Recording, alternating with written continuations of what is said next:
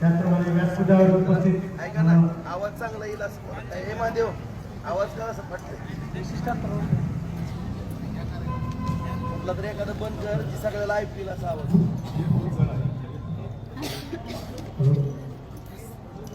क्रांतिज्योती सावित्रीबाई फुले यांना विनम्र अभिवादन करतो.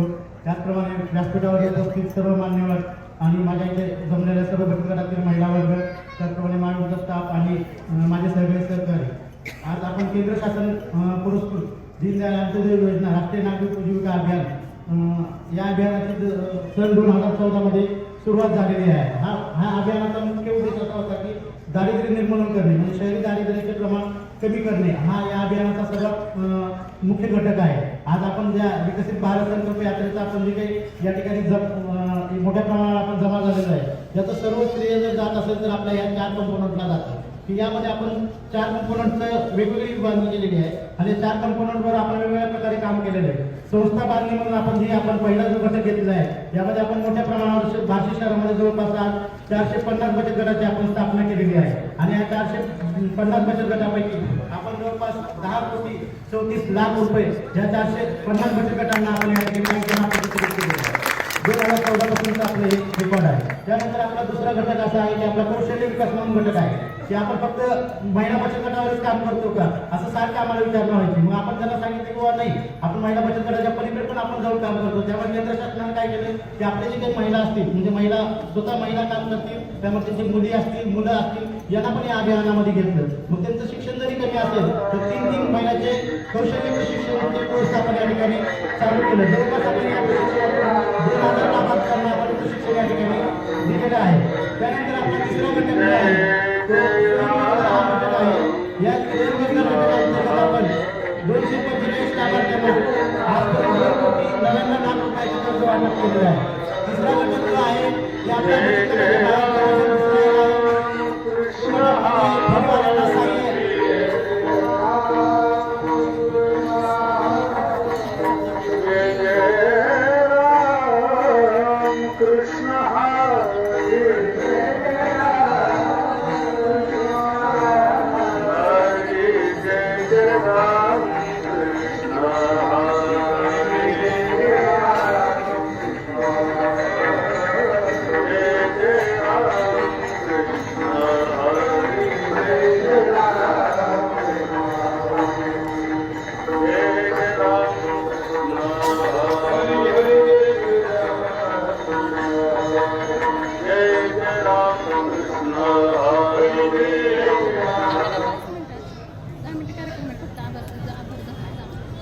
यानंतर आपण स्वयंरोजगार हा घटक आहे तिसरा आपला. या अंतर्गत आपण वैयक्तिक लोकांना जे काही छोटे मोठे दुकानदार असतील किंवा छोटे मोठे व्यवसाय करणारे लाभार्थी असतील यांना आपण जवळपास 245 लाभार्थ्यांना 2,99,00,000 रुपयाचं कर्ज वाटप या ठिकाणी केलेलं आहे. यामध्ये सगळ्यात मोठा रोल आपल्या बँकेचा राहिलेला आहे की बँकेने एवढं आपल्याला मोठ्या प्रमाणावर सहकार्य केलेलं आहे. सतत आपण BLBC असेल किंवा स्थानिक स्तरावर मान्य आमदार साहेब पण बऱ्याचशा मिटिंगला येतात की संध्याकाळी 8 वाजेपर्यंत मिटिंग चालते. त्यांना पण आम्ही सांगतो किंवा आमचे छोटे लाभार्थी आहेत जे फेरीवाले आहेत जे आहे ज्यांना लोन मिळत नाही, आमदार साहेबांनी पण बऱ्याचदा मोठ्या प्रमाणावर विषय घेतल्यामुळं त्यांना पण हा लाभ मिळालेला आहे. त्यानंतर दुसरा विषय आहे आपला PM स्वनिधी आहे, जे की आपण छोटे मोठे व्यावसायिक आहेत की जे की रस्त्यावर बसून काम करतात यांना सुद्धा आपण या योजनेमध्ये समावेश करून घेतलेला आहे. या योजनेमध्ये जवळपास 1690 लोकांना आपण 10,000 20,000 आणि तिसरं कर्ज 50,000 असं आपण या ठिकाणी वाटप केलेलं आहे. या ठिकाणी मी माझे प्रास्ताविक थांबवतो आणि पुढे यानंतर काही बचत गटांना नगरपालिकेमार्फत कर्ज मिळाले ते आपले मनोगत व्यक्त करणार आहेत. सचिन पिंगारे फातिमा गट हे आपले मनोगत व्यक्त करतील. सीमा सावंत,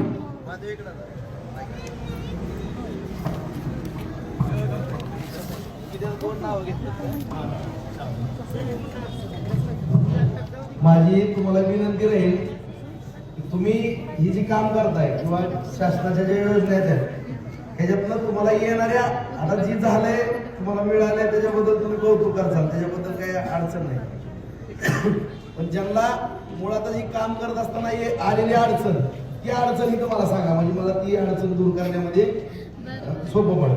बरोबर. ज्यांना आता एखाद्याला कर्ज मिळालं व्यवसाय चांगला चालते ती काय कौतुकच करणार, कौतुक नको. येणारी अडचण सांगा म्हणजे मला ते दुरुस्ती करता येईल. बरोबर.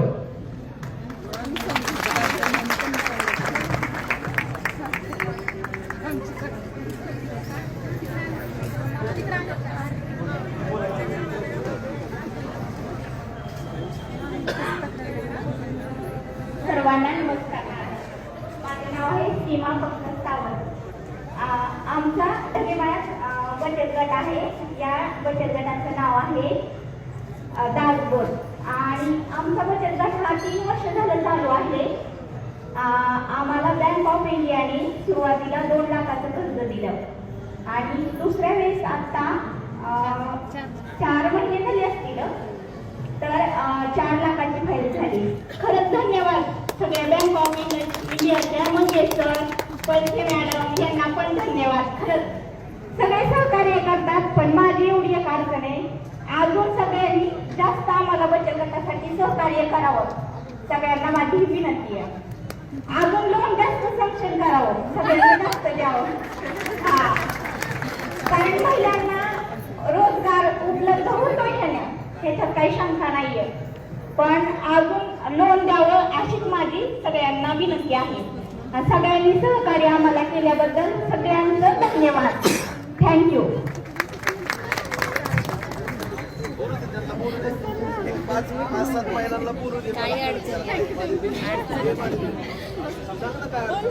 आणखीन कोण बोलणार आहे का आपल्या?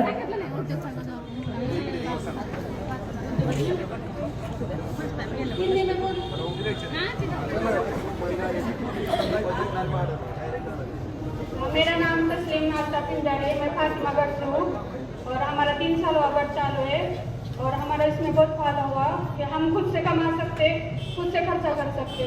फिर बैंक ऑफ इंडिया ने हमारी मदद की. पहला लोन 1.5 लाख का दिया, अब दूसरे लोन की फाइल डाली है. तो शुक्रिया अदा करती हूँ कि हमारे मुस्लिम औरतों को भी मतलब ज़्यादा कोणतीही अडचण असेल तर सांगा, नसेल तर नाही म्हणून सांगा, म्हणजे आमदार साहेबांना समाधान वाटेल.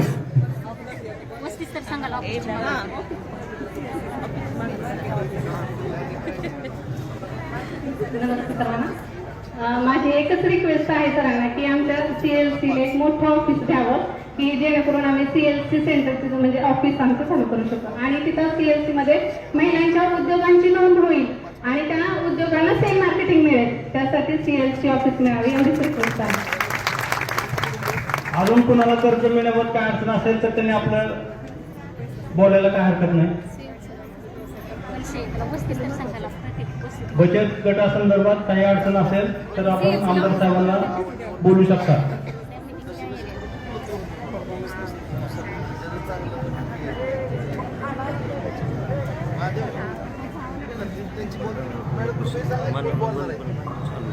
स्वाती परदेशी आहेत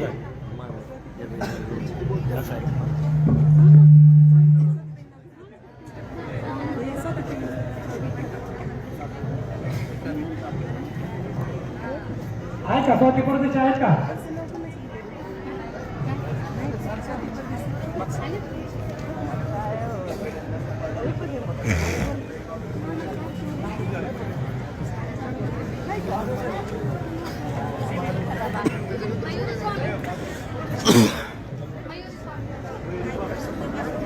मयुरी स्वामी औंधगट आहे का? मयुरी स्वामी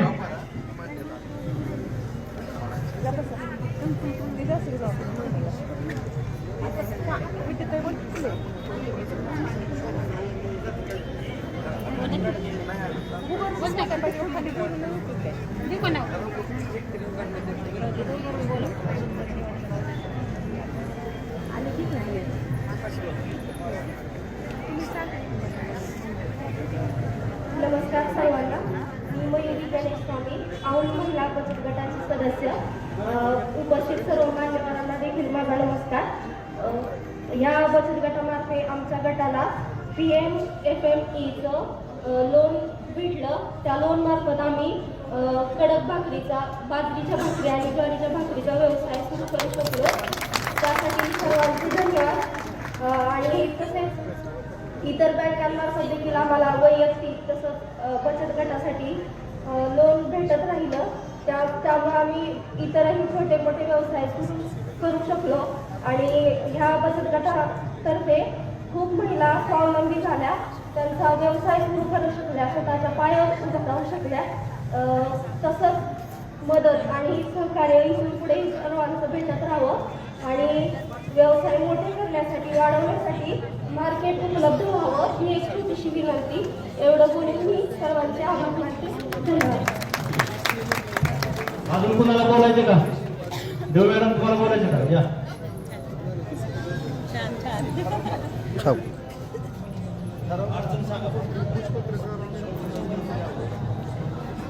आता भाऊंनी अडचणच सांगायला सांगितली. भाऊ, अडचण काय आहे? 450 गट आहेत महिलांचे. ऍक्च्युली महिलांना बाहेर जाऊन काम करायची इच्छा नाहीये, घरच्या काही अडचणी आहेत त्यांच्या. आपल्या इथे असं असावं की त्यांना व्यवसायाला संधी मिळावी, कारण प्रॉपर 10-10 जणांचे ग्रुप करायचे आणि त्यांनी मार्केटिंग करणं शक्य नाहीये. तर तुम्ही जर अशी सगळ्यांनाच ऑर्डर दिली या डिजिटल मीडियाला सुद्धा आणि एखादी जागा जर उपलब्ध करून दिली की तिथे मोठा व्यवसाय सुरू व्हावा. या सगळ्या जणी खूप चांगल्या कलाकार आहेत. काही काही जणी बाहुल्या तयार करतात, त्यांचं पण एक वेगळं वैशिष्ट्य आहे. त्यांचं एक तर स्टॉल सगळीकडे असावे, शिवाय अशी मोठी जागा उपलब्ध करून द्या की तिथे महिला एकत्र येतील आणि फक्त महिलांचा वावर असेल, कारण या पुरुषांसमोर जायला पण असं घाबरतात वगैरे. धाराशिवकर मॅडमनी खूप चांगलं एकत्र केले सगळ्यांना. या सगळ्या महिलांशी मी आता चर्चा केली तर सगळ्यांचं म्हणणं आहे की आम्ही बचत गट केले. एक तर पिवळं रेशन कार्ड कंपल्सरी पाहिजे, अशाच लोकांचे बचत गट होत आहेत नगरपालिकेकडून. तर केशरी बचत गट म्हणजे कार्ड असलेल्यांचे पण बचत गट व्हावेत, त्यांनाही व्यवसायाची काहीतरी संधी व्हाव्यात उपलब्ध. आणि सगळेजण या बायका धडपडतायत ते फक्त अर्थार्जनासाठी. आर्थिक जर त्यांना सोय आपण सगळ्यांनी उपलब्ध म्हणजे तुमच्या माध्यमातून करून दिली तर यांना खऱ्या अर्थाने यांचा सन्मान केला जाईल. हे जे लोन उपलब्ध होत आहे ते लोन फेडताना पण यांच्या खूप अडचणीतून त्या पोटाला चिंता घेऊन पूर्ण करतायत. मुलांची शिक्षण आहेत, त्यांच्या जीवावरती आहेत. काही जणांचे नवरे दारू पितायत वगैरे, ते कमवत नाहीये. तर फक्त या महिलांसाठी एवढंच व्हावं की आर्थिक, बरोबर आहे का माझं सगळ्यांना पटतंय हे, व्यवसायाची संधी उपलब्ध व्हावी आणि यांचा जो माल घरात पडून जातोय यांना व्यवसायाला मार्केटिंगला काहीही स्कोप नाही आणि त्या स्वतःच्या परीने करतायत. त्यातूनही विकत घेणारी माणसं खूप कमी भावामध्ये घेतात, तर ते त्यांना परवडत नाही.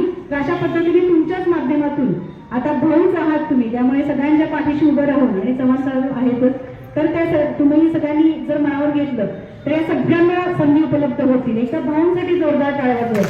आता मी त्यांचं एक गुपित ऐकलंय की कुठेतरी जागा उपलब्ध करून देऊयात. मी माझ्या चॅनलमध्ये खरं तर घ्यायला पाहिजे ते वाक्य, पण तुम्हाला नक्की जागा करून मिळेल असं भाऊंकडून आपण अपेक्षा ठेवूया. बरोबर आहे? एकदा जोरदार टाळ्या वाजवा. थँक्यू. यानंतर बार्शी नगर परिषदेचे मुख्याधिकारी श्री बाळासाहेब चव्हाण साहेब यांनी आपले 2 मनोगत व्यक्त करावे.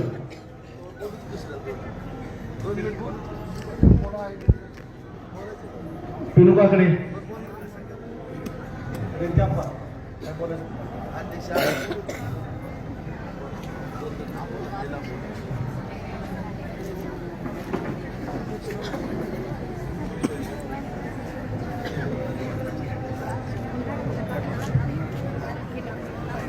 बार्शी नगर परिषदेच्या वतीने विकसित भारत संकल्प यात्रा या माध्यमातून आपल्या शहर तालुक्यामध्ये असलेल्या बचत गटांना जे नरेंद्र मोदी साहेबांच्या माध्यमातून ज्या संकल्पनेतून या महिला या स्वावलंबी झाल्या पाहिजेत. आज आपण पाहतोय की पुरुषाच्या खांद्याला खांदा लावून आज महिला काम करतात आणि मग त्यांनाही सुद्धा एक कुठला तरी आर्थिक त्यांचा स्रोत निर्माण झाला पाहिजे. आणि त्या माध्यमातून आज हा या ठिकाणी कार्यक्रम आयोजित केलेला आहे. या कार्यक्रमासाठी उपस्थित असलेले आपल्या बार्शी तालुक्याचे लोकप्रिय आमदार राजाभाऊ राऊत, त्याचप्रमाणे नगरपालिकेचे मुख्याधिकारी श्री चव्हाण साहेब, माजी नगराध्यक्ष आसिफभाई तांबोळी, सोनखांबे साहेब, बँक ऑफ इंडियाचे सर्व अधिकारी, त्याचप्रमाणे माजी नगराध्यक्ष रमेश अण्णा पाटील, त्याचप्रमाणे नगरसेवक दीपक आबाराव, काका फोर्डे, चिदू काकडे, विजय चव्हाण, पाचू उघडे आणि सर्वच मान्यवर, नगरपालिकेचा सर्व स्टाफ, खरोखर आज 2014 पासून या योजनेतून जवळजवळ 10 कोटी रुपयाचं कर्ज वाटप या बचत गटांना केलेलं आहे. त्याप्रमाणे या महिला बचत गटांनाच नव्हे तर त्या ज्या पंतप्रधान स्वनिधी योजना आहेत किंवा जे फेरीवाले वगैरे जे आर्थिकदृष्ट्या दुर्बल आहेत अशा लोकांना सुद्धा कर्ज देऊन त्यांना त्यांचा रोजगार निर्माण झाला पाहिजे अशा पद्धतीच्या संकल्पनेतून सर्वांना संधी देण्यात आली. खरोखर आपण पाहतोय की भाजप सरकार सत्तेवर आल्यापासून असा आमदार आपल्या तालुक्याला लागला की ह्या ज्या योजना आहेत या योजनेसाठी त्या निकषाच्या बाहेर जाऊन काय मदत करता येईल याच्यासाठी ते प्रयत्न करणारे आमदार आपल्याला लाभले. त्यामुळं आणि या हे जे बचत गट आहे यामध्ये कुठल्याही जाती धर्माचा निकष नाही. आज या ठिकाणी पाहतोय माझ्या अनेक मुस्लिम भगिनी या ठिकाणी आहेत, त्याही चांगल्या पद्धतीने काम करतात. आणि आज या निमित्तानं खरोखर आपण बघतो की अशा कार्यक्रमामध्ये नेत्याची अपेक्षा असते की आपलं काहीतरी कौतुक करावं, चांगलं हे करावं. पण भाऊने सुरुवातीलाच सांगितलं की तुम्हाला हे बचत गटाचं काम करत असताना ज्या नेमक्या अडचणी येतात, तुमच्या अपेक्षा काय आहे. आता मागाच्या बहिणीने सांगितलं किंवा मार्केटिंगचा प्रश्न असेल किंवा अन्य अडचणी असतील तर हा तुमचा सर्वांचा पाठीराखा, गंभीर पाठीराखा तुमचा भाऊ राजाभाऊ राऊत हे आमदार तुमच्या पाठीशी खंबीरपणे उभे आहेत. तुम्ही निश्चितपणानं कधीही तुमच्या ज्या अडचणी येतील त्या बचत गटासाठी येणाऱ्या जे काही प्रश्न असतील ते केव्हाही तुम्ही त्यांना सांगावे आणि ते प्रश्न सोडवण्याशिवाय भाऊ थांबणार नाही एवढं त्या निमित्तानं सांगतो आणि तुमच्या या कार्याला शुभेच्छा देतो. आणि अशाच पद्धतीनं तुमच्या सर्व बचत गटाचं अतिशय चांगलं काम व्हावं अशा प्रकारच्या शुभेच्छा मी देतो आणि माझे 2 शब्द संपवतो. जय हिंद, जय महाराष्ट्र. यानंतर नगर परिषदेचे माजी नगराध्यक्ष आशुभाई तांबळे यांनी आपले 2 शब्द व्यक्त करावे अशी मी त्यांना विनंती करतो.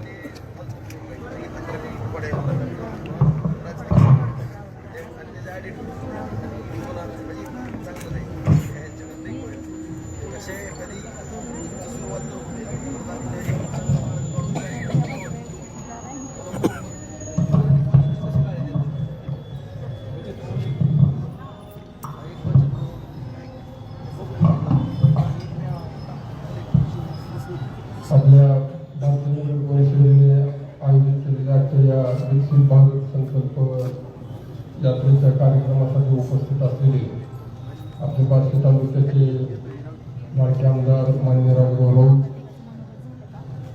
बार्शी नगर परिषदेचे मुख्याधिकारी माननीय बाळासाहेब चव्हाण, नगर परिषदेचे माजी नगराध्यक्ष माझे मित्र रमेश अण्णा पाटील, माजी नगरसेवक रेणुका उपस्थित आमचे प्रतिनिधी दीपक बाबा, सर्व माझे नगरसेवक बंधू, बँकेचे अधिकारी आणि माझ्या उपस्थित महिला भगिनी, आज खरं या यात्रेनिमित्त मला एक प्रश्न आला की आपल्या भारताची लोकसंख्या 140 कोटी आहे आणि त्यापैकी जवळजवळ निम्मा वाटा हा महिलांचा आहे. म्हणजे एवढी मोठी ताकद आपल्या महिला भगिनीमध्ये आहे. आणि या महिलांच्या आता देवनारायणने सांगितल्याप्रमाणे हे अर्थार्जनासाठी हे बचत गटाची स्थापना करतात. घरातले काय बरेचसे प्रॉब्लेम्स असतात जे महिला हे व्यक्त करू शकत नाही. कारण आपली भारताची संस्कृती आहे मॅडम की आपल्या घरातली कुठलीही गोष्ट आपण उमऱ्याच्या बाहेर जाऊ देत नाही. परंतु त्यातल्या ह्या सगळ्या महिला एकत्र होऊन बचत गटाची स्थापना करून केंद्र शासनाच्या माध्यमातून जे काही योजना आहेत ती तळागाळापर्यंत पोहोचवण्याचं काम आपली बार्शी नगर परिषद करत आहे. भाऊंच्या मार्गदर्शनाखाली नगराध्यक्ष म्हणून काम करत असताना मी आणि आमचे सर्व नगरसेवक मंडळींनी बचत गटांना जी निधी उपलब्ध करून दिला, फिरता निधी उपलब्ध करून दिला, बरेचसे कार्यक्रम झाले. 10,000, 20,000, 50,000चे लोन फेड वाढलेले दिले. काही काही वेळेस धाराशिवकर मॅडमला माहिती आहे की नागरिक घ्यायचे बँकेकडनं सुद्धा आम्ही बरेचदा वेगवेगळ्या बँकांना मॅडमांना फोन करावे लागत होते. तर बँकांनी वेळोवेळी सहकार्य केलं त्याबद्दल मी बँकांना धन्यवाद देतो. आणि आत्ता जे भाऊंनी सांगितलं की बाबा नगर परिषदेचा आणि स्टेजवरील मान्यवरांचा कौतुक करण्यापेक्षा तुम्ही तुमच्या समस्या सांगा, म्हणजे त्यातून मार्ग काढेल. तुम्ही सांगितल्याशिवाय भाऊंना काही माहीत पडणार नाही. आणि आता महिला भगिनी हे त्यांची समस्या सांगत असताना भाऊंनी काय चांगले निर्णय आता 5 मिनिटात घेतलेले आहे. तर आमचा अनुभव असा आहे की राजभवन आपल्याला अंधार असे लागले. माझ्या भगिनींनो आवर्जून सांगू इच्छितो मी की कधीही राजभवनकडे कुठलीही समस्या कुठलीही काम घेऊन गेलो तर त्याचा निराकरण ताबडतोब राजभवन हे समोरच करत असतात. त्याबद्दल भाऊ मी पूर्ण वार्षिकांच्या वतीने तुमचा धन्यवाद देतो. आणि आता ज्या ज्या महिलांनी आपल्याकडे जागेची मागणी केलेली आहे, मग ते बांधलेले गाड्या असू दे किंवा खुली जागा असू दे, तसंच त्यांचं उद्योग व्यवसाय वाढीसाठी आपण काय आपल्या परीने शासनाच्या माध्यमातून नगर परिषदेच्या माध्यमातून आपण मदत करू शकत असाल नॅशनलाइज बँकेच्या मार्फत अर्थसहाय्य करून. तर मग हे फार कष्ट करणारे माझ्या गल्लीत सुद्धा 2-3 बचत गट आहेत आणि विशेष म्हणजे सर्व समाजातील महिला भगिनींनी बचत गटाची स्थापना केलेली आहे. बांगडीवाले व्यवसायवाले आहेत. म्हणजे महत्वाचं ह्या बचत गटाचा महत्वाचा फायदा म्हणजे खाजगी सावकाराकडनं व्याजानं पैसे घ्यायची वेळ आपल्यावर येऊन हे एक फार मोठा आधार या बचत गटाच्या माध्यमातून मिळत आहे. तर आपण सर्व महिलांनी आज मेला असता धाडसाने आपण सर्वजण तुमच्या अडचणी मांडल्या. तर आपल्या सगळ्यांचं भाऊ मिळूनच राजभवनला आपण काय नुसतं नाव त्यांचं भाऊ नाही, आपण सगळे भाऊ खरोखर मानलेला आहे त्यांना. तर त्या हक्काने भाऊ आम्ही सर्व नागरिकांनी आपल्या समोर अडचणी मांडलेले आहेत. आपल्याकडनं भरपूर अपेक्षा आहेत. तुम्ही हजारो कोटी रुपयाचा निधी शासनामार्फत फडणवीस साहेबांच्या मार्फत तुम्ही आणता. विकास तर होतच आहे, परंतु प्रत्येक महिला भगिनींच्या घराघरात सुद्धा विकासाची ही गंगा आपल्या माध्यमातून पोहोचावी एवढीच अपेक्षा व्यक्त करतो. माझे 2 शब्द संपवतो. धन्यवाद.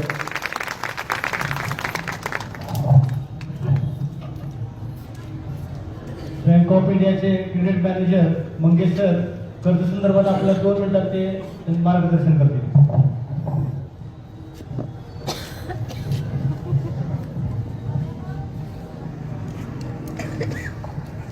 सन्माननीय व्यासपीठ आमदार साहेब, माझं नाव मंगेश परिचारक, मी पंढरपूरचा आहे.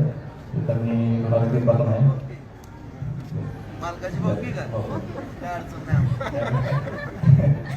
आणि माझ्याकडे ॲग्रिकल्चर मी बघतो, त्याच्यामध्ये बचत गट आहे आणि बचत गट 2020 पासून मी करतोय.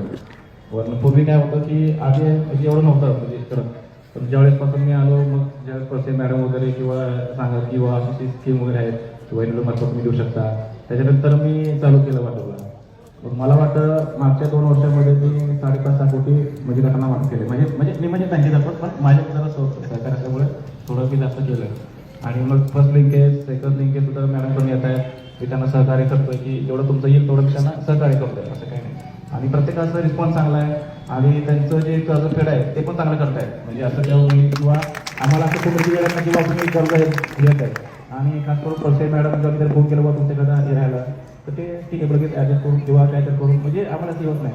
मग मी त्यांना सांगितलं तुमचं जे काय असतील तेव्हा गट वगैरे असतील आपण त्यांना सहकार्य करू आणि जेवढे लपून तरी त्यांना सहकार्य करू.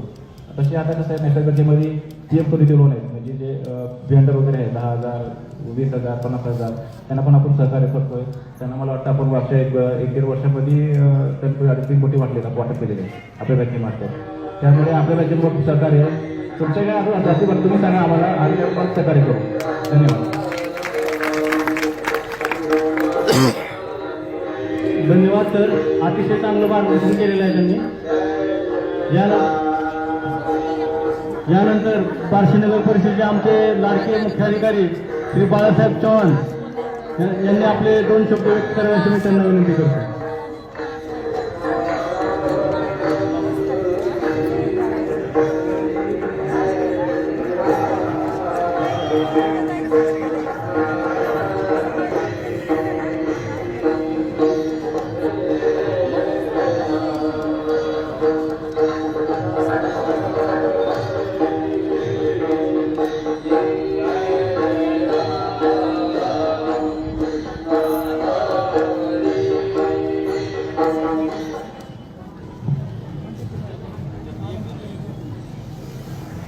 विकसित भारत संकल्प यात्रा या अभियानाच्या निमित्त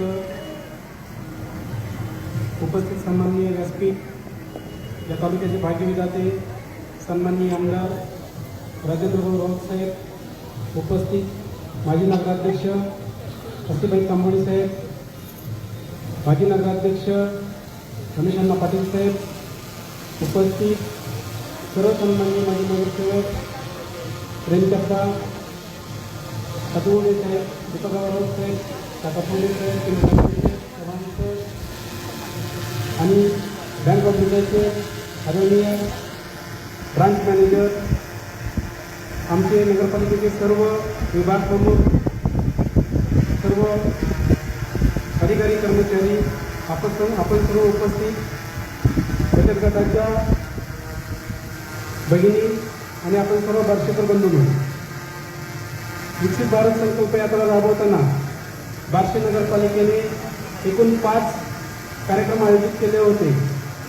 5 कार्यक्रमापैकी हा आज आपला Pandit Deendayal Upadhyay NLM national urban livelihood mission या अभियानांतर्गत हा शेवटचा प्रोग्राम आहे.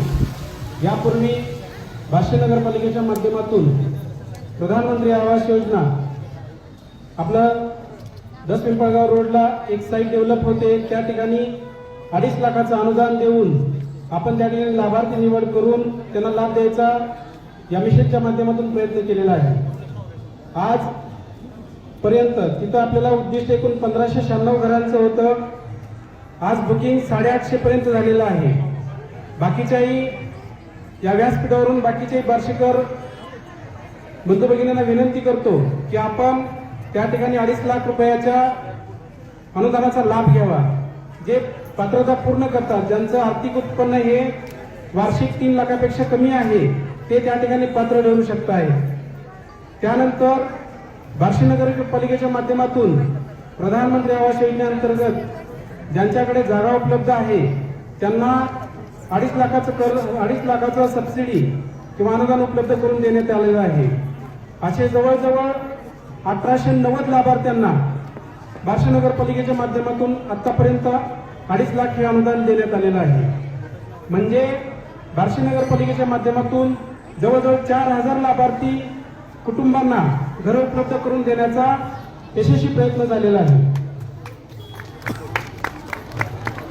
आज सकाळीच आपण PM स्वनिधी या अंतर्गत जे छोटे व्यावसायिक आहेत, जे हॉकर्स आहेत, फेरीवाला आहेत, यांच्यासाठी सुद्धा वेगवेगळ्या बँकांच्या बरोबर टायअप करून 10,000, 20,000 व 50,000 या टप्प्यावरती त्यांना वित्त सहाय्य देण्याचा यशस्वी प्रयत्न केलेला आहे. आणि अशा एकूण लाभार्थ्यांची संख्या 1690 आहे. आणि आज आपण शेवटचा प्रोग्राम हा राबवताना DNLM अंतर्गत जवळजवळ बार्शी नगरपालिकेमध्ये 450 बचत गट स्थापन झालेले आहेत 2014 पासून. या 450 बचत गटांना आतापर्यंत बार्शी नगरपालिकेच्या माध्यमातून 10 कोटीच्या वर वित्त सहाय्य उपलब्ध करून देण्यात आलेलं आहे. त्याच्यानंतर आपला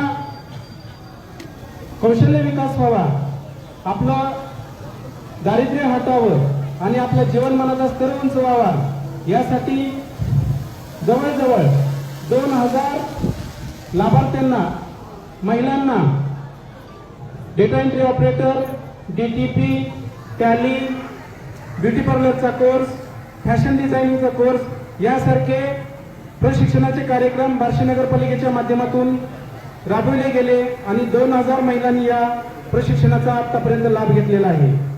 त्याच्यानंतर स्वयंरोजगाराच्या माध्यमातून आपल्या रोजगाराला चालना मिळावी म्हणून 245 लाभार्थ्यांना 3 कोटीपर्यंत वित्त सहाय्य बार्शी नगरपालिकेच्या माध्यमातून करण्यात आलेलं आहे.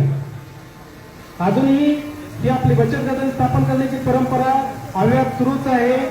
आज आपण 18 नवीन बचत गट स्थापन केलेले आहेत. त्या बचत गटांनाही आज आपण सन्माननीय मान्यवरांच्या हस्ते प्रमाणपत्र वाटप करत आहोत.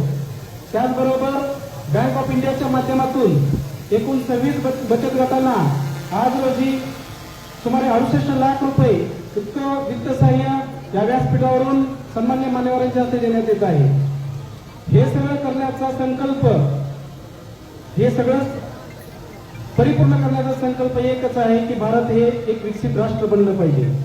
आपल्या देशाचे आदरणीय पंतप्रधान महोदय श्रीमान नरेंद्र मोदी साहेब यांनी 2047 पर्यंत आपला देश विकसित व्हावा, जगातल्या आज रोजी विकसित असणाऱ्या 8 राष्ट्रांमध्ये 9वं राष्ट्र भारत व्हावं, हा संकल्प, हा मनोदय अगदी ठाम निर्धाराने पुढे नेण्याचा प्रयत्न करत आहोत. आणि बार्शी नगरपालिका या निर्धाराचा एक अविभाज्य भाग आहे. आपण आपल्या बार्शी बंधू भगिनींचा पायाभूत स्तर उंचवावा, त्यांच्या मूलभूत गरजांची पूर्तता व्हावी, त्यांच्या राहणीमानाचा दर्जा उंचवावा, यासाठी सर्वतोपरी प्रयत्न करत आहोत. आणि आपण बार्शीकर बंधू भगिनी सुद्धा अतिशय मोठ्या प्रतिसादानं या गोष्टीला सामोरं जात आहोत आणि यशस्वीपणे या गोष्टीचा आपण निकराने आपण या गोष्टी पुढे नेत आहोत. आपल्या सर्वांना परत एकदा नम्र आवाहन आहे की या सर्व केंद्रीय स्तरावर, राष्ट्रीय स्तरावर राबवण्यात येत असणाऱ्या योजनांचा लाभ घ्यावा आणि या राष्ट्रप्रवाहाचा एक भाग व्हावा.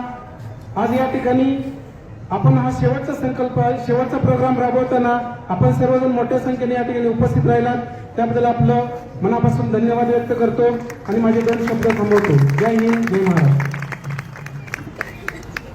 धन्यवाद मुख्याधिकारी साहेब, अतिशय चांगल्या पद्धतीने मार्गदर्शन केलेलं आहे. यानंतर बार्शी शहराचे लाडके आमदार माननीय राजभाऊ राऊत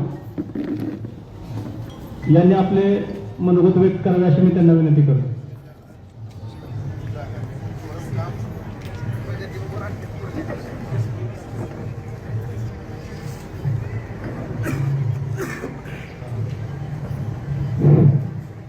आज या ठिकाणी आपला संकल्प विकसित भारत, आदरणीय आपल्या देशाचे लाडके पंतप्रधान नरेंद्र मोदी साहेब यांच्या संकल्पनेतून सर्वसामान्य जनतेला, सर्वसामान्य नागरिकांना, सर्वांनाच या देशामध्ये जीवन जगत असताना स्वाभिमानानं जगता यावं, या दृष्टिकोनातून त्यांचे फार मोठे प्रयत्न चालू आहेत.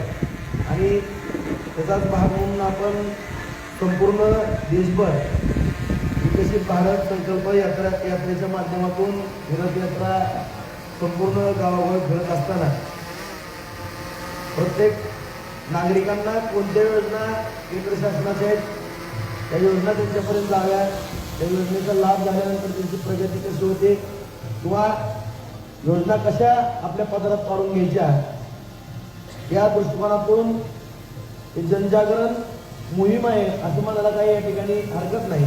आणि त्याचाच भाग म्हणून आज संपूर्ण तालुकाभर ही यात्रा होत असताना आज बार्शी नगरपालिकेच्या माध्यमातून सुद्धा 5 कार्यक्रम या ठिकाणी आयोजित केले. आणि सर्वात आता हा 5वा कार्यक्रम माझ्या माता भगिनीच्या बाबतीमध्ये हा कार्यक्रम आहे.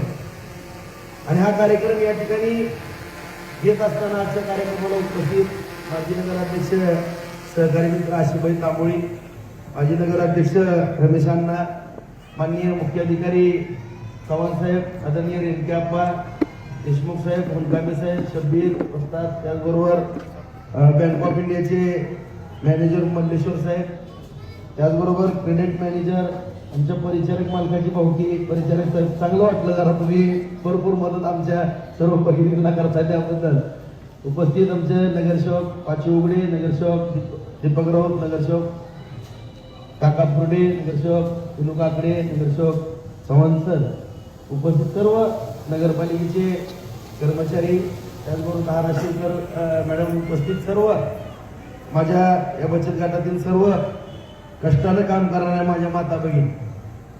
मी मगापासून हा कार्यक्रम आवर्जून मी ह्या 2-3 कार्यक्रमाला उपस्थित राहिलो, कारण माझ्या आपल्या सर्वांच्याच लाडक्या पंतप्रधानांनी सर्वांसाठी जे काही एक स्वप्न पाहिलेलं आहे की आपण पाहतो की गेल्या 2014ला या ठिकाणी ते पंतप्रधान झाले, 19ला पंतप्रधान झाले आणि आपल्याला 24ला त्यांना आणखीन पंतप्रधान करायचे, सगळ्यांच्या प्रयत्नातून या ठिकाणी, सगळ्यांच्या आशीर्वादातून.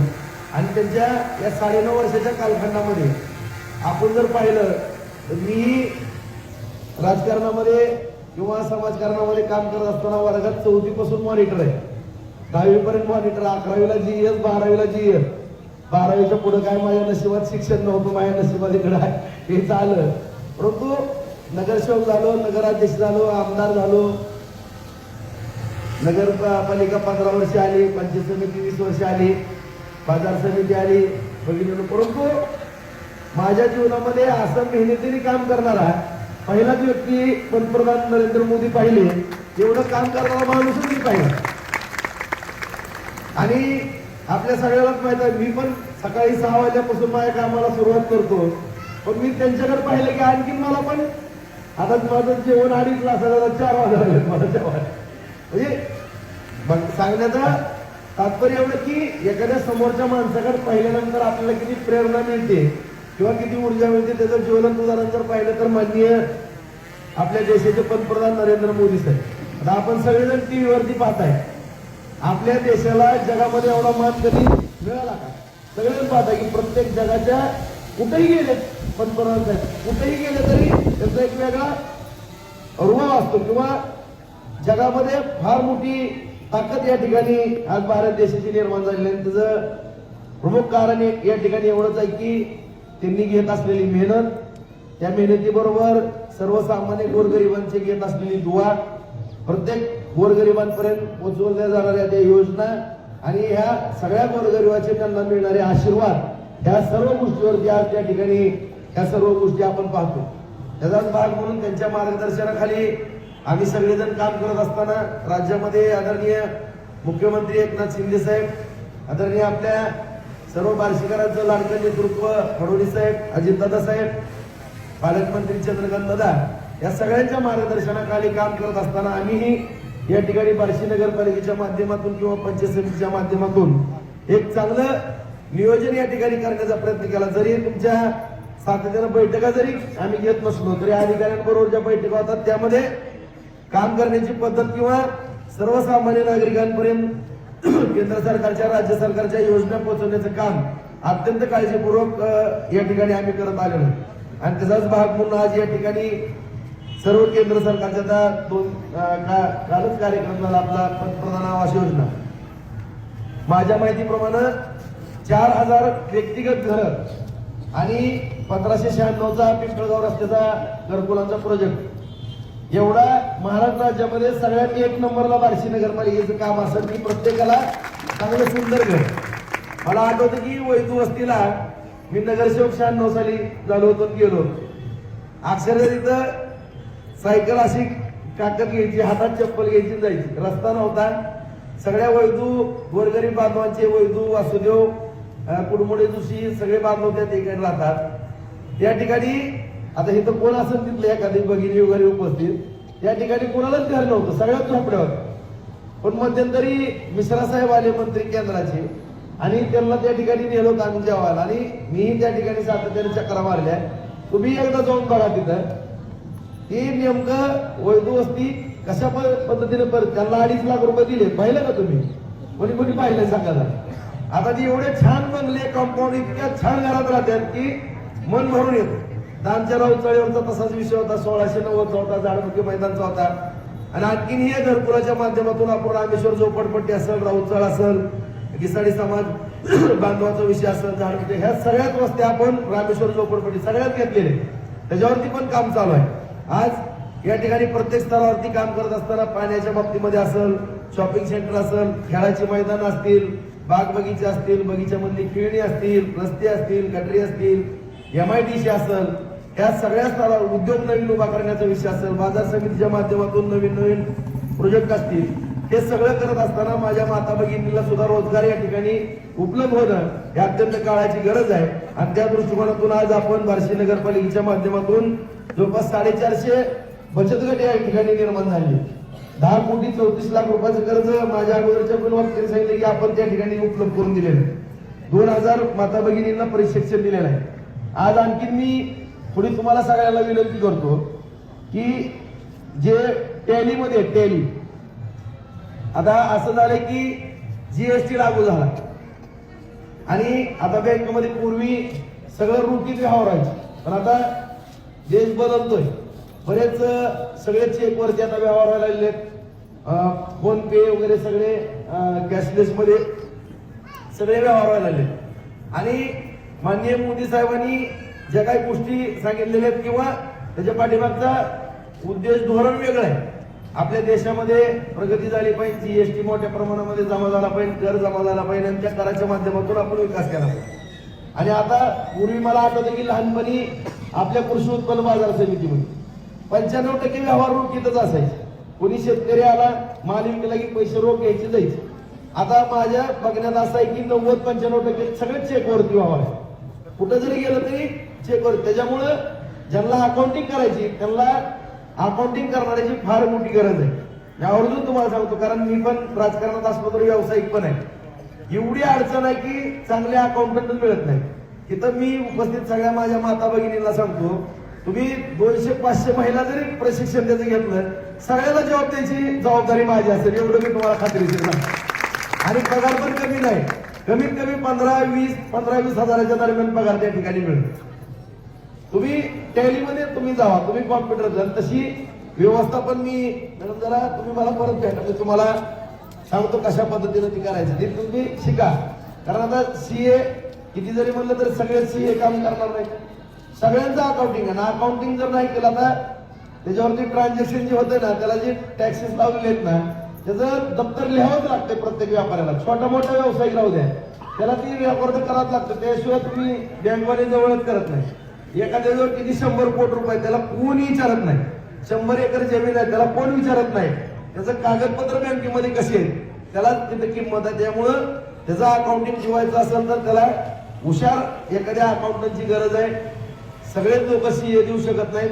आता काही जण जर तुम्ही काम केलं व्यवस्थित आणि तुम्हाला ऑफिसमध्ये बसून काम आहे, उन्हात पण जायचं नाही. उन्हाचं एखाद्याचं दुकान आहे, तुम्ही 5-5 दुकानातलं काम केलं, प्रत्येक दुकानाला तुम्हाला महिन्याला 3,000 हजार रुपये म्हणलं तर 15,000 रुपये. तुमच्या कष्टाने 10 दुकानाचं काम केलं 30,000 रुपये तुम्हाला मिळणार आहेत. एक अत्यंत चांगली संधी आहे. मी जे व्यवसाय आहेत ते मला जी अडचण दिसते ते मी सांगतो, त्याचं प्रशिक्षण तुम्हाला कसं द्यायचं. एक सीए जे आपल्या भगिनी सीए झाले आहेत किंवा सीए जे चार्टर्ड अकाउंटंट, त्यांच्याकडनं तुम्हाला छान मार्गदर्शन करून देतो. त्याचं प्रशिक्षण पण एकदम मजबूत प्रशिक्षण देतो. तुम्हाला चांगला रोजगार उपलब्ध करून द्यायची ती एक संधी मला या ठिकाणी दिसते. त्याचबरोबर आता लग्न समारंभ किंवा कुठला आलं की आता जग बदललं, आधुनिक जग झालेलं आहे. पूर्वीसारखी एवढं पण दारिद्र्य रेषेच्या ह्याच्यात आपण नाही. आता देश बदलायला लागलेला आहे. थोडे 4 पैसे सगळ्यांकडे लागलेत. मला आठवतं की पूर्वी पुराट्याच्या पुराट्या बनवायचे आणि त्या कुडाच्या घरात राहायचे भरपूर लोक राहायचे.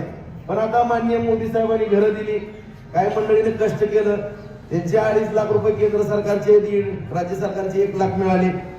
तुम्ही कष्ट केलं, तुम्ही 2-2, 3-3 लाख रुपये त्याच्यात ते टाकलेले. 4-5 लाखाचं घर बांधलं. आता कुडाच्या पत्र्याच्या घरात 5-10% आता राहण्याचं प्रमाण असेल. हे तर मान्य आहे सगळ्यांना. आणि त्याच्यामुळं आता या ठिकाणी खर्च पण वाढले, हाऊस वाढली, सगळ्या गोष्टी वाढल्या. त्यामुळे आता लग्न समारंभ असला किंवा कुठलाही कार्यक्रम असला तर सगळ्याला व्यवस्थित छानपैकी राहावं वाटतंय. आता ब्युटी पार्लरचं आपणच पाहताय सगळेजण. आता लग्नाला म्हणलं तर 25-25 हजार रुपये घेतात. बरोबर आहे, घेतात का नाही? 25 काही घेतात का नाही? तोही चांगला. त्याच्यामध्ये पण तुम्ही प्रशिक्षण घ्या. काही कपडे शिवण्याचे विषय आहेत असंख्य. आणि सगळ्यात कष्ट करणाऱ्या मग माता भगिनी. आणि हे कष्ट करत असताना तुम्हाला ज्या ज्या ठिकाणी आवश्यकता भासेल, आणखीनही मी थोडं जादाचं लक्ष बँकांच्या बाबतीत देतो, आणखीनही अधिकाऱ्याला जादा सतर्क करतो. पण तुम्हाला जेवढी आणखीन जास्त मदत करता येईल तेवढी करता येईल. आणखीनही काही जॉब आहेत बाकीचे उर्वरित तुम्हाला तुमच्या प्रत्येकाच्या जी कष्ट करू शकता त्या मेहनतीचे कुठली कामं देता येतील त्याचंही आम्ही आणखीन थोडं त्याच्यावर थोडा बारकाईने अभ्यास करून त्याच्यात कसं. आता पूर्वी फक्त शिलाई मशीनच असायचे, इतके झाले की आता त्याच्यात कोणाला काय मिळतं नाही अशातला विषय झालेला आहे. त्याच्यामध्ये काय बदल करता येतील ते आम्ही पाहतोय. आज त्या ठिकाणी फेरीवाले बघा सांगितलं 10,000, 20,000, 50,000. आणि मी खरं सांगू तुम्हाला, आज तुम्हाला सुद्धा वाटत असेल की मी तुमच्या समोर उभा राहिला. मी पण शेतात काम करत होतो. आजोबाची वडिलांची जमीन होती. मी दाढी धरली, शेण काढलं, दूध वाढली, चालत 200-200 लिटर दूध वाढायचो. खरं सांगतो मी तुम्हाला. सगळी जाळवण करायचो, जनावरांचा चारा. तुमच्या समोर एवढा आता डाळीला एवढा उद्योग, मी कुठं भानगडी तुम्ही ऐकलं का राजभर कुठं काय कुठाला गेला काय दाखवू द्या मला कोणी पण विरोधाकडे. 2 मिनिटात मी घरी बसतो. मी माझ्या रस्त्यावरती या ठिकाणी काम करतो. तुम्हाला मी आवर्जून माझंच उदाहरण देतो, दुसरं देत नाही. आणि खरं तुम्ही जर कष्ट केलं चांगलं सगळ्यांनी आणि कर्ज जर फेडलं, मला आता आनंद झाला की तुम्ही कर्ज पण घेता आणि फेडताय. तुम्हाला मी खरं सांगू, मी बँकाच्या जीवावर मोठं झालोय. सगळ्या बँकांनी मला कर्ज दिलं आणि मी कधी माझी एवढी अडचण झाली, 2 एकर विकलं पण बँकेचा कधी हप्ता तोडून दिला नाही तुम्हाला सांगतो. त्याच्यामुळे आज मला बँका माझ्या दारात उभा राहतात, भाऊ काय कर्ज घ्यायचं. या पद्धतीनं तुम्ही पण हे करा की मिळालेली कर्ज अनुदान आहे किंवा मोफत आहे किंवा ती असं समजू नका. तुम्हाला आता 2 लाख मिळालं, तुम्ही 4 लाख माझ्या ताईने कुठल्या तर मागितल्या. तुम्ही फेडत राहा, तुम्हाला जेवढं पाहिजे तेवढं लोन मी कितीही मागू द्या, नाही दिलं तर मग मला बोला. फक्त तुम्ही घेतलेलं कर्ज फेडायचं. नाहीतर काय काय जण काय करतात, त्या बचत गटात येतात, त्याच्यातल्या 5 महिला एकदम कष्टानं कोणतरी केलं काम करतात आणि 4-5 जणीने घेतलं की ती कुठं तर निघून जाते. त्यामुळे ती बचत गट अडचणी. तसं करू नका तुम्ही. आणि कर्ज पण घ्या आणि कर्ज पण त्या ठिकाणी व्यवस्थित फेडा. कारण तुम्ही जर असं एखाद्या दिवस केलं तर मग ती आपल्यामुळे दुसऱ्याची पण अडचण होणार आहे आणि त्यामुळं आपल्यामुळे कोणाचं नुकसान होणार नाही याची काळजी घ्या. आता विषय आहे की तुम्ही पापड, लोणचं, चटणी काय ती करायची करताय, पण तुम्हाला मुळात बाजारपेठ उपलब्ध नाही. हा सगळ्यात मोठा तुमचा अडचणीचा विषय झालेला. आता घरी तर एखाद्या कुठल्या गल्लीमध्ये तुमच्या घरी येऊन कोणी माल खरेदी करणार नाही, ही सगळ्यात प्रमुख अडचण. आता प्राथमिक एक ट्रायल वरती मी doctor Babasaheb Ambedkar shopping centre मध्ये ऑफिस करता एक गाळा तुम्हाला मोफत देऊन टाकतो, काही अडचण नाही. एक ट्रायलवर काय ट्रायलवरतीच सांगा, त्याची काय अडचण नाही, ती माझी जिम्मेदारी. आणि त्या ठिकाणी कमीत कमी आता मला आठवत आहे लहानपणी या ठिकाणी कोणाला बघा तुम्ही टिकल्या, पावडर, गन काय जी घ्यायला स्टेशनरी सामान सगळं घ्यायला इथे येतो. कमीत कमी 40-50 जण इथं स्टॉल लावायचे सगळेजण, बरोबर आहे, आठवते का? आता त्याच्यातली माझ्या माहितीप्रमाणे 90-95% काय जणांनी कोट रुपयाच्या दुकानं बांधली आणि मोठमोठे व्यावसायिक झाले. मग तिथं आपलं उदाहरणार्थ महावीर कदम सुद्धा आठवते. आता त्यांनी एवढं मोठं दुकान, अशी बरीच पोरं त्या ठिकाणी प्रपंचिक झाली. त्या ठिकाणी विशेष म्हणजे महिला नसायच्या, काही तरुणांनी त्या ठिकाणी असे त्यांना काय स्टॉलच होता, कापडाचा स्टॉल होता तात्पुरता आणि तो केला आणि त्याच्यात कितीतरी प्रगती झाली. 90% पुढे प्रगती झालेली आहे, मला पूर्ण आठवतं. आता तुम्हाला डॉक्टर बाबासाहेब आंबेडकर शॉपिंग सेंटरच्या पलीकडे कमीत कमी एक 20-25 स्टॉल लागतील, अशी कायमस्वरूपी जागा तुम्हाला उपलब्ध करून देतो त्या ठिकाणी. तुम्ही त्याची काही कुणी अडथळा कुठलाही येणार नाही. तुमच्याकडे 1 रुपया भाडं नको, काय सुद्धा नको, डिपॉझिट नको, काय नको, मला मोफत जागा. फक्त तुमचे स्टॉल तुम्ही व्यवस्थित एका लाईन मध्ये लावून तुम्हाला 100% संरक्षण तिथं चांगलं नगरपालिकेचं असेल, एखादा पोलीस त्या ठिकाणी महिलांचे तिथं दुकानातून एक कायमस्वरूपी एक पोलिसाची नेमणूक त्या ठिकाणी केली जाईल. तुम्ही ते ट्रायल वरती करा. आणि मी काय करतो परत, आता जेवढे शॉपिंग सेंटर आहेत पाठीमागं पण थोडा विषय झाला, पण काही सरकार पूर्वी नव्हता, आता एक 10-15 महिन्यामध्ये भरपूर कामं केली. हा विषय थोडा प्रलंबितच राहिला साहेब आपला, की जे शॉपिंग सेंटर आपण बांधलेले शहरामध्ये त्यातले किमान मी प्रयत्न करतो, माझ्या हातात एवढं काय नाही, मी आमदार आहे, पण मला खात्री आहे की मुख्यमंत्री आणि फडणवीस साहेब आणि अजितदादा माझा शब्द मोडणार नाही, म्हणजे 100% मला खात्री आहे. पण मी 10% गाळे बिगर डिपॉझिट आणि बिगर भाड्याचे माझ्या माता भगिनींकरता या ठिकाणी देण्याची व्यवस्था मात्र 100% करू. आता उदाहरणार्थ इथे 20 गाळे, त्यातले 2 गाळे मोफतच, तुम्हाला भाडं पण नाही आणि डिपॉझिट पण नाही. पण त्याचं गुणवत्ता अशी काढणार, ज्यांचा बचत गट चांगला आहे, ज्यांनी कर्ज घेतलंय फेडलंय, ती गुणवत्ता. नाही तर 4 जणीला दिलं की मला 10 जणी शिवाय द्यायचं, तसलं काय कुणाला नको. मी कुणाचं वाईटपणा घेणार नाही किंवा कुणाचं नुकसान करणार नाही. त्या ठिकाणी ज्या गुणवत्तेवर आहे मग त्याला राजकारण बघणार नाही, काही नाही, काय डोळ्यावर पट्टी बांधून एक समिती असेल, तुमच्यातल्या पण 2-4 महिलांनी त्याची निवड करायची. जे खरोखर चांगलं काम करतात त्यांच्या पाठीवरती शाबासकीची थाप पडून त्यांना तो गाळा त्या ठिकाणी मिळणार, बरोबर आहे का? नाहीतर उभं कॉपी करून तर पण पास व्हायला लागलं, त्याला काहीतरी केलं, असा काय विषय नको. अशा पद्धतीनं तुमच्या याच्यामध्ये आपण पुढाकार घेऊन माझ्या माता भगिनींना मदत करू. पुन्हा एकदा मी माननीय पंतप्रधान नरेंद्र मोदी साहेबांचं मनपूर्वक आभार आपल्या तालुक्याच्या वतीनं सर्वसामान्य जनतेच्या या ठिकाणी वतीनं मानतो, कारण त्यांनी असंख्य निर्णय माता भगिनींच्या बाबतीमध्ये, नागरिकांच्या बाबतीमध्ये, सर्वसामान्य गोरगरिबांच्या बाबतीमध्ये घेतले. मग या ठिकाणी 80 कोटी गोरगरिबांना 5 वर्षे मुदत वाढवली, धान्य मोफत द्यायचे, उज्ज्वला गॅसचा विषय असेल, स्वच्छ पाणी द्यायचा, जलजीवन मिशनचा विषय असेल किंवा बचत गटाच्या बाबतीमधले असतील, असंख्य असे जे विषय ते आपण त्याची कल्पना पण करू शकत नाही, एवढ्या योजना आज आपल्या सर्वांच्या या ठिकाणी केल्यात. त्याबद्दल मी त्यांचे आभार मानतो आणि 2024च्या निवडणुकीमध्ये पुन्हा एकदा त्यांनी पंतप्रधान व्हावं आणि त्यांना भगवंताच्या आशीर्वादानं पंतप्रधान या ठिकाणी व्हावं आणि आपल्या सर्वसामान्य नागरिकांची त्यांच्या हातून सेवा घडावी एवढी या ठिकाणी एक